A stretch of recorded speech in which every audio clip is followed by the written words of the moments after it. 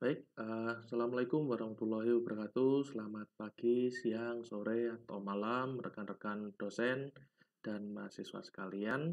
Hari ini kita akan melaksanakan sosialisasi terkait dengan SOP atau Standard Operational Procedure dari eh, konversi dan ekuivalensi mata kuliah, terutama bagi teman-teman yang melakukan kegiatan MPKM gitu ya. Sekalipun ini tidak menutup kemungkinan juga untuk kegiatan lainnya seperti PKM, PIMNAS, PMW gitu ya, tidak terlepas dari itu atau PWMI, PMI gitu ya, tidak terlepas dari itu semua.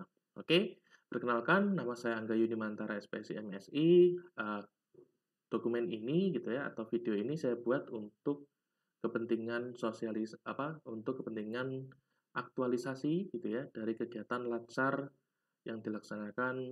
CPNS yang dilaksanakan oleh Lembaga Administrasi Negara Republik Indonesia.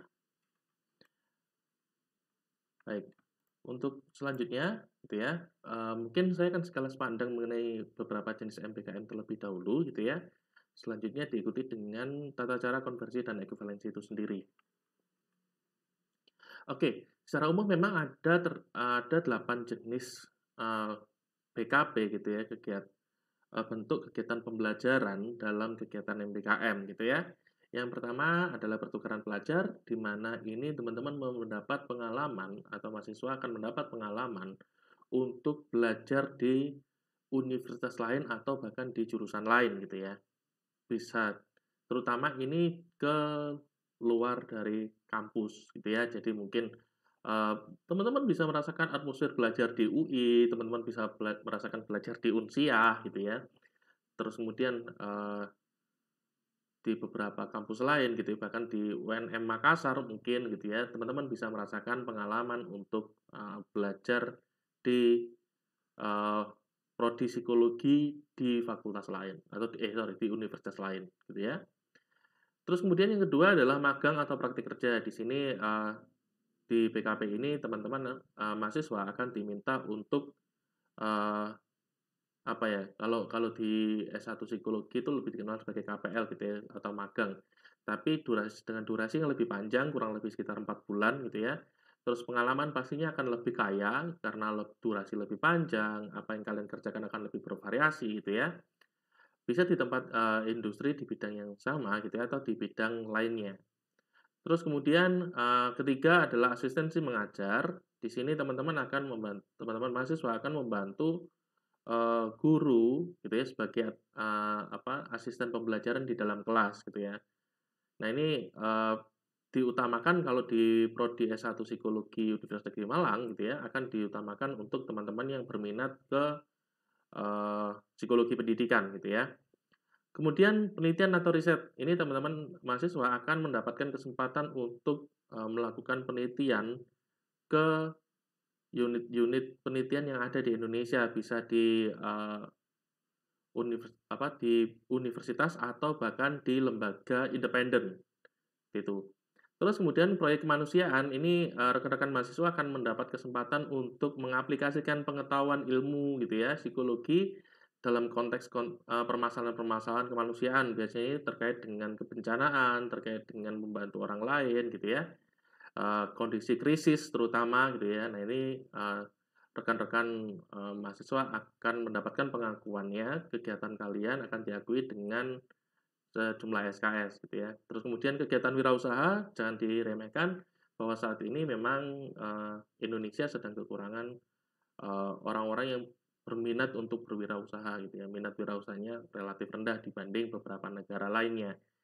Sehingga eh, kegiatan wirausaha ini akan dijadikan apa ya, pendorong memotivasi rekan-rekan mahasiswa untuk mau mulai berwirausaha dan selama proses dia berwirausaha akan diakui dengan sejumlah SKS, gitu ya.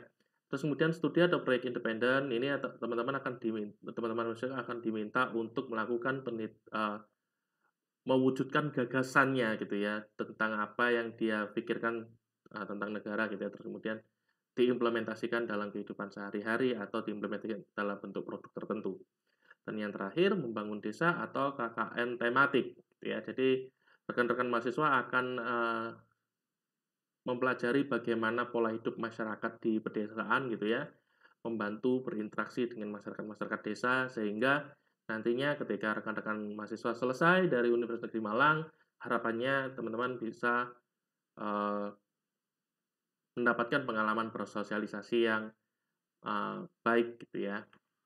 Baik, selanjutnya, nah prasyarat MBKM sendiri mungkin, ini hanya sekilas, yang saya coba rangkum gitu ya. Tapi mungkin rekan-rekan mahasiswa atau Bapak Ibu dosen, pendamping akademik terutama gitu ya, apabila ingin melihat ketentuan lebih lanjut silakan mengakses ke laman kampusmerdeka.um.ac.id.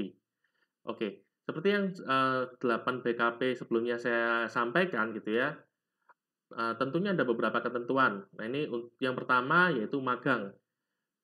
Di sini dipersyaratkan minimal semester 5, IPK minimal 3,00, dapat diekuivalensikan dengan, minimal 20 SKS gitu ya, minimal 20 SKS. Nah ini ketentuannya juga, rekan-rekan mahasiswa, eee, boleh memilih yang ada keterkaitan dengan psikologi atau tidak gitu ya.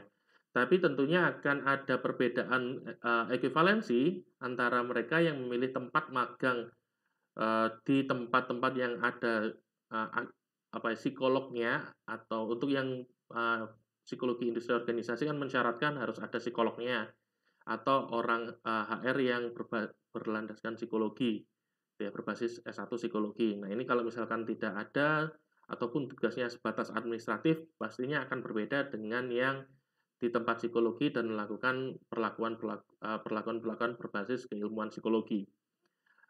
Selanjutnya kewirausahaan minimal telah menempuh 80 SKS atau semester 5 gitu ya nantinya. Berarti kan kalau 80 SKS kan mungkin kurang lebih semester 4 ya.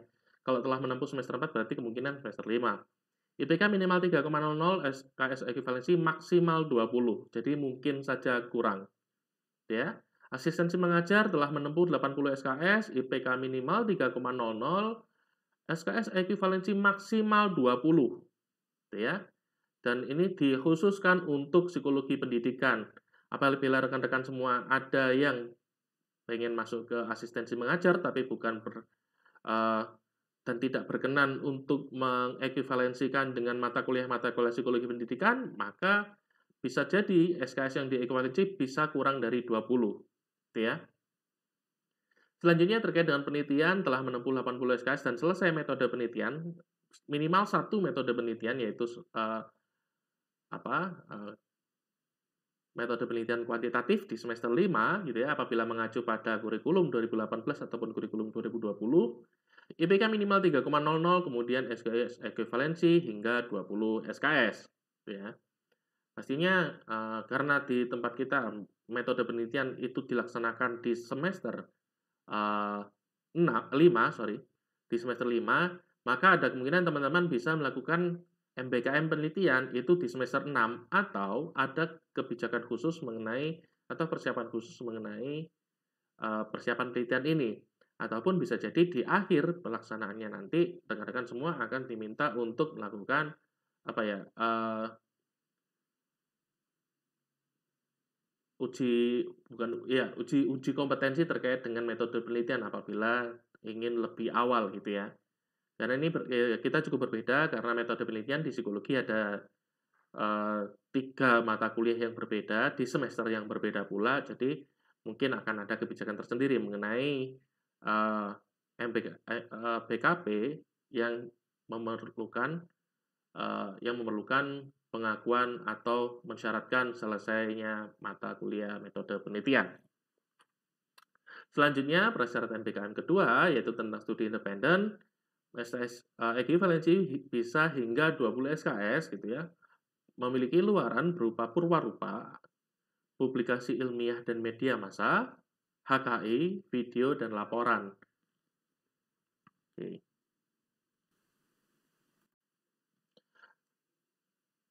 Baik, selanjutnya ialah, BKP membangun desa, yaitu minimal semester 7, SKS dapat diekuivalensikan dengan 20 SKS dan bisa kurang apabila sudah cukup atau misalkan, eee ada kelebihan gitu ya, itu mungkin, tidak mungkin lebih dari 20, tapi bisa kurang dari 20. Persyaratannya adalah teman-teman harus, mengumpulkan 10 orang bertempat tinggal di desa yang sama dengan IPK minimal 2,00 di semester 5, gitu ya. Selanjutnya proyek kemanusiaan, telah menyelesaikan 80 SKS dan metode penelitian serta ini adalah salah satu PKP yang sudah dengan jelas mensyaratkan, memperbolehkan untuk mengulang mengambil proyek ini, gitu ya. Terus yang terakhir, pertukaran mahasiswa merdeka minimal semester 3 dapat diekuivalensi dengan 20 SKS, kemudian untuk IPK minimal 3,00.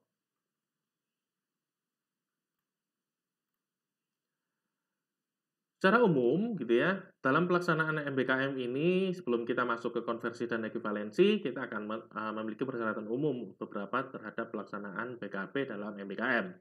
Yang pertama, teman-teman mahasiswa harus memiliki BPJS, terus kemudian mendaftarkan diri pada kampusmerdeka.um.ac.id dan kampusmerdeka.kemendikbud.go.id, kemudian memenuhi luaran yang diprasyaratkan dalam setiap BKP MBKM. Persyaratan khusus mengajukan ekuivalensi dan konversi sebelum masa perencanaan atau penyusunan rencana studi dimulai. Jadi proses ini rekan-rekan mahasiswa dan Bapak Ibu dosen pendamping akademik terlaksana sebelum masa rencana studi berjalan atau pada waktu rencana studi pembimbingan akademik itu silakan diperhatikan apa yang diambil oleh mahasiswa. Apabila diterima dalam MBKM di tengah semester, bersedia untuk mengikuti peraturan yang ada selama proses diskusi. Jadi memang ada kemungkinan bahwa rekan-rekan mahasiswa akan mengambil mata kuliah atau melakukan proses perkuliahan secara daring apabila menuntut untuk turun ke lapangan. Tapi apabila tidak, bisa dilaksanakan secara luring ataupun maksimal SKS mahasiswa itu ada 24 SKS. Apabila kurang dari itu, misalkan tadi maksimal 20, jadi masih ada sisa 4. Mahasiswa masih punya kesempatan untuk memaksimalkan SKS-nya, untuk mengambil 2 mata kuliah, misalkan untuk yang memiliki beban 2 SKS, 2 mata kuliah, atau 1 mata kuliah yang berbeban 23 SKS, sehingga totalnya tidak lebih dari 24. Ya, untuk sisa mata kuliah bisa dilaksanakan secara luring, secara daring, ya. Tapi untuk yang 20 ini melalui proses konversi dan ekuivalensi.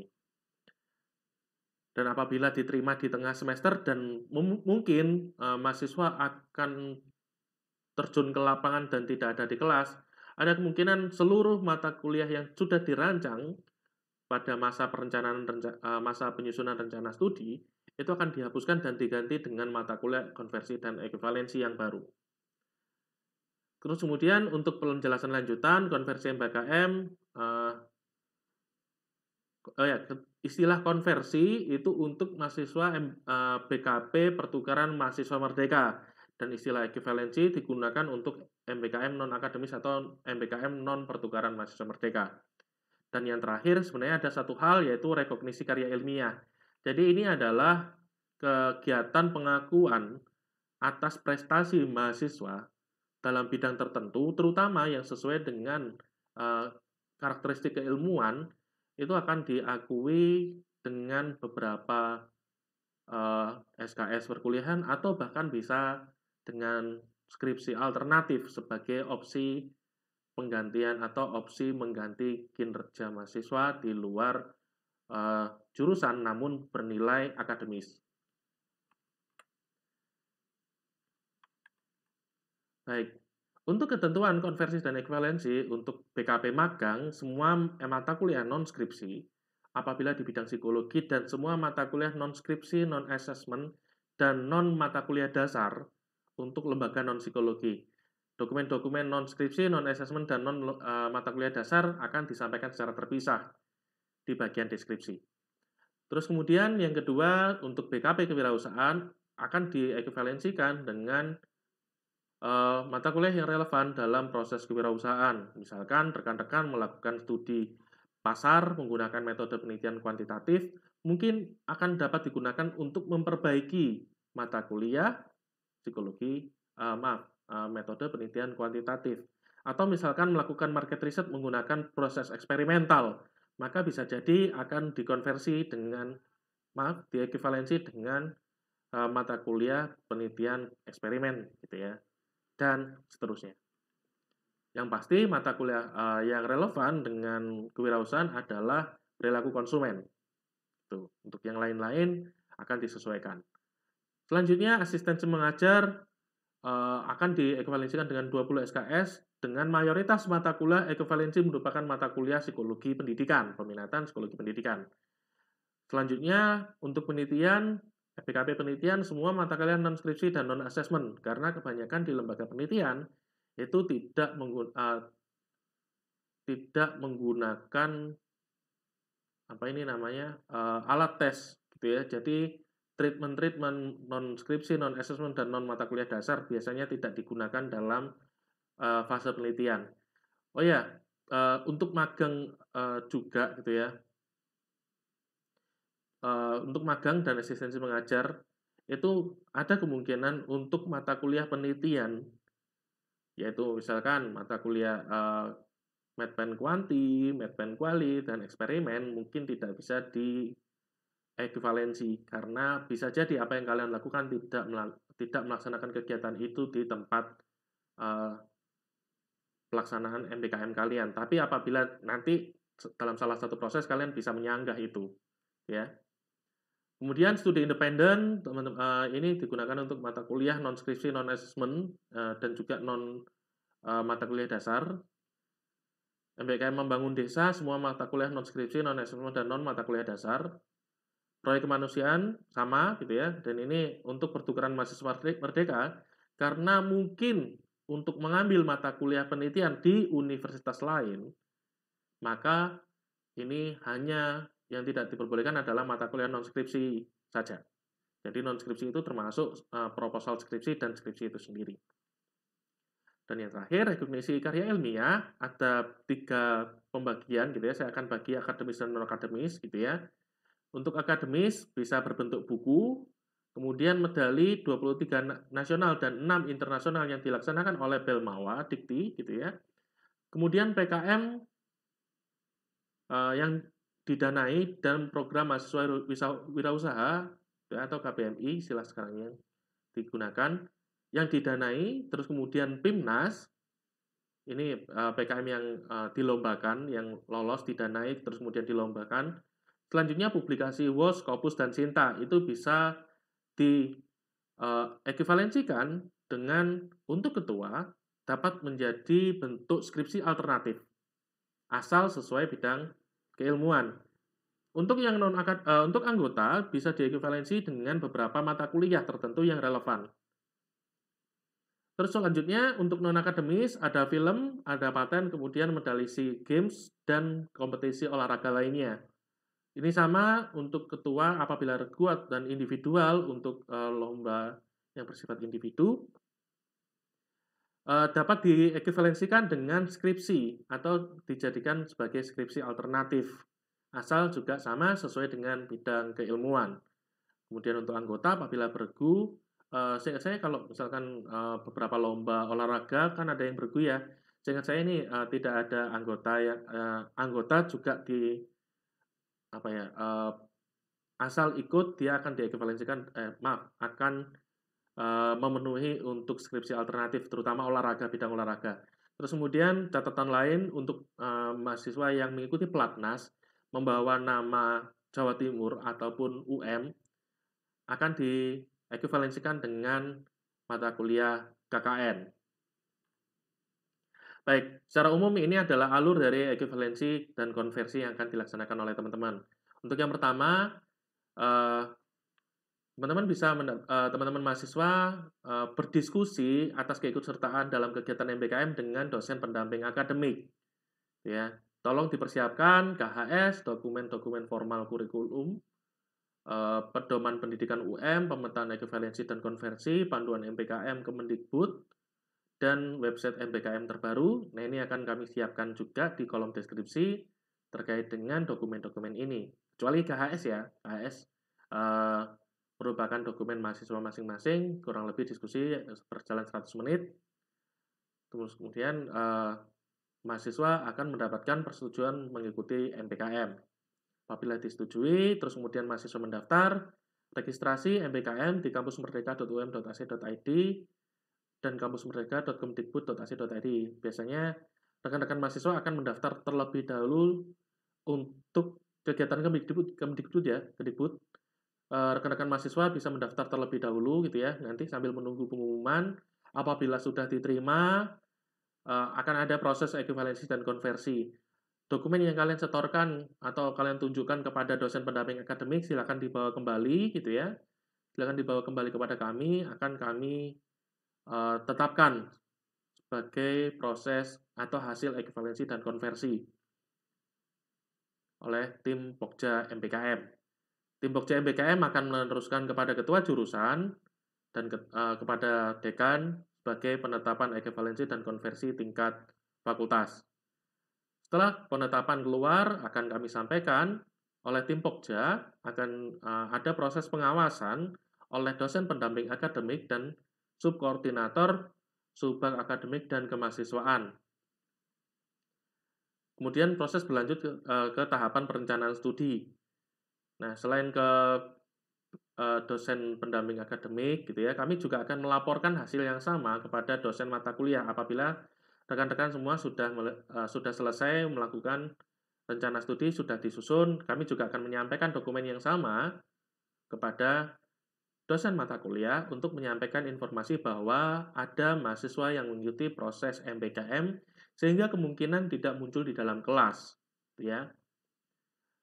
Proses selanjutnya, rekan-rekan akan melaksanakan mahasiswa akan melaksanakan kegiatan MPKM sesuai dengan bentuk yang dipilih sebelumnya. Terus kemudian ada fase penyusunan laporan atau penyusunan luaran terhadap proses MPKM itu sendiri.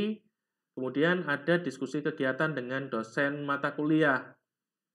Ya, dosen mata kuliah akan menilai kapabilitas rekan-rekan mahasiswa itu seperti apa terkait dengan mata kuliah yang diekuivalensi pada mata kuliah tersebut sehingga nanti dosen akan memberikan nilai dan mahasiswa akan mendapatkan nilai ya.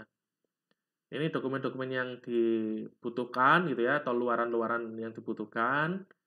Nah, nanti ada penilaian hasil kinerja oleh mahasiswa dan nilai mata kuliah akan menjadi nilai mata kuliah yang menjadi bahan ekuivalensi dan konversi akan mendapatkan nilai seperti itu. Dan proses ini selesai. Oh ya, mungkin juga nanti selama perjalanan rekan-rekan mahasiswa akan menemukan beberapa model BKP baru yang mungkin tidak atau belum direncanakan sebelumnya. Seperti salah satunya adalah program Pejuang Muda, yaitu kerjasama antara Kemdikbud dengan Kementerian Sosial untuk mendampingi warga-warga dengan atau kelompok-kelompok marginal gitu ya. Nah, itu kemungkinan besar rekan-rekan mahasiswa akan turun lapangan ke daerah-daerah gitu ya. Dan mungkin itu lebih cocok sebagai bentuk magang karena kerjasama antara Kementerian Sosial dengan Kementerian Pendidikan dan Kebudayaan. Oh ya, apabila rekan-rekan mahasiswa gagal dalam proses registrasi Kampus Merdeka, rekan-rekan mahasiswa silakan berdiskusi kembali dengan dosen akademik untuk memilih model lainnya di semester selanjutnya ataupun di kegiatan mendatang. Baik, untuk ekuivalensi dan konversi prosesnya seperti ini, sedangkan untuk yang kedua ada rekognisi karya mahasiswa. Karena ini sudah ada luarannya, maka akan sedikit berbeda dengan proses konversi dan ekuivalensi. Yang pertama, mahasiswa melakukan kegiatan bernilai akademis, terus kemudian melakukan konsultasi rekognisi karya mahasiswa dengan dosen pendamping akademik dengan kelengkapan yang harus disiapkan untuk kegiatan bernilai akademik, kegiatan yang telah terlaksana memiliki nilai akademis, yaitu rekan-rekan mahasiswa harus memiliki pengalaman belajar di luar kelas. Terus kemudian untuk rekognisi, untuk berdiskusi dengan dosen pendamping akademik, silakan melampirkan laporan kegiatan, dokumen formal kurikulum, pedoman pendidikan UM, pemetaan ekuivalensi dan konversi yang sudah disusun sebelumnya, peraturan rektor UM tentang rekognisi karya mahasiswa. Kemudian apabila sudah disetujui persetujuan mengenai rekognisi karya mahasiswa, akan diserahkan mahasiswa kembali untuk menulis laporan atau menyusun laporan.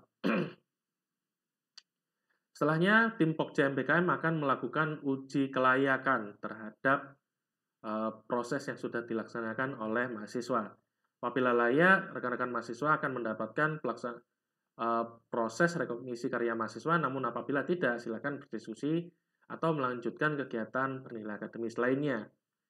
Apabila sudah selesai dinyatakan layak, ada panduan rekognisi, luaran atau dokumen-dokumen yang digunakan mahasiswa untuk melakukan kegiatan rekognisi karya mahasiswa ini silakan dilampirkan kembali kepada tim Pokja MBKM. Di sini nanti akan ada proses rekognisi karya mahasiswa, kemudian ada luarnya adalah draft penetapan rekognisi berisi mata kuliah yang direkognisi sebagai hasil kegiatan pengalaman belajar mahasiswa. Kemudian setelahnya diajukan kepada ketua jurusan, ada penetapan oleh ketua jurusan dan dekan, kemudian dari dekan akan disampaikan kembali kepada Pokja MBKM, kemudian tim Pokja MBKM akan menyiapkan pengajuan dokumen penetapan karya mahasiswa oleh fakultas atau dari fakultas kepada universitas. Jadi kami akan membantu Bapak Dekan untuk mengajukan dokumen tersebut. Ketika dokumen sudah selesai diproses oleh universitas, maka mahasiswa dapat langsung mendapatkan nilai yang sesuai dengan mata kuliah yang layak untuk dikonversikan. Baik, terima kasih. Sekian dari saya mengenai konversi dan ekuivalensi tentang standar operasional prosedurnya ataupun tentang rekognisi karya mahasiswa gitu ya, yang berkaitan dengan kegiatan di luar kampus, namun biasanya rekan-rekan lakukan, jadi bisa menjadi pengganti skripsi, gitu ya. Baik, sumber referensi untuk kegiatan ini saya dapatkan dari buku panduan MBKM UM, laman kampusmerdeka.kemdikbud.go.id, laman kampusmerdeka.um.ac.id, dan peraturan rektor nomor 18 tahun 2019 tentang rekognisi karya mahasiswa. Sekian dari saya, terima kasih atas perhatiannya. Selamat pagi, siang, sore, atau malam, rekan-rekan semua, Bapak Ibu dosen. Wassalamualaikum warahmatullahi wabarakatuh.